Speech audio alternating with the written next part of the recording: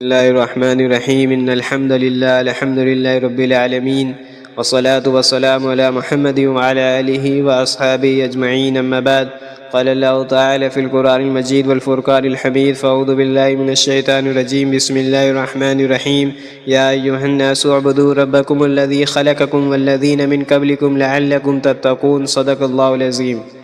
تقوی اسلام کا ایک بنیادی اور نہایت اہم تصور ہے۔ تقوی کے معنی ہیں اللہ تعالیٰ کا خوف دل میں رکھتے ہوئے ہر اس کام سے بچنا جو اللہ کو ناپسند ہو اور ہر اس عمل کو اختیار کرنا جو اس کی رضا کا سبب بنے۔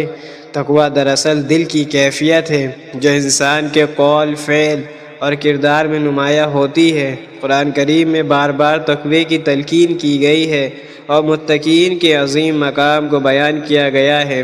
اللہ تعالیٰ فرماتا ہے یا ایھا الناس اعبدوا ربکم الذی خلقکم والذین من قبلکم لعلکم تتقون، اے لوگو اپنے رب کی عبادت کرو جس نے تمہیں اور تم سے پہلے لوگوں کو پیدا کیا تاکہ تم متقی بن جاؤ۔ ایک اور مقام پر فرمایا گیا ان اکرمکم عند اللہ اتقاکم، اللہ کے نزدیک تم میں سب سے زیادہ عزت والا وہ ہے جو سب سے زیادہ متقی ہو۔ یہ آیت واضح کرتی ہے کہ اللہ کے نزدیک فضیلت کا معیار نہ نسب ہے نہ دولت بلکہ تقوی ہے۔ حدیث میں اللہ کے نبی کریم صلی اللہ علیہ وسلم نے بھی تقوی کی اہمیت کو بار بار بیان فرمایا ہے۔ ایک مشہور حدیث میں آپ نے فرمایا اتق اللہ حیثما کنت، جہاں کہیں بھی ہو اللہ سے ڈرتے رہو۔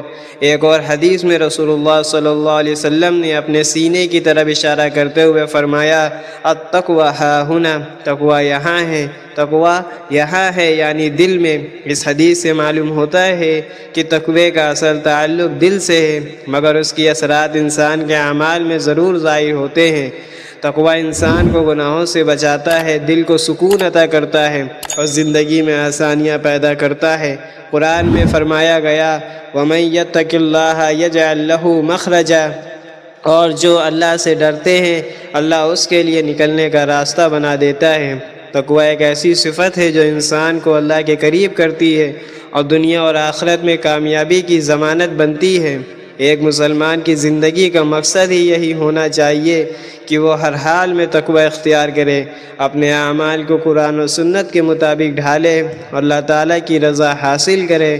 اللہ ہمیں حقیقی تقوی نصیب فرمائے، آمین۔ وآخر دعوانا الحمد للہ رب العالمین۔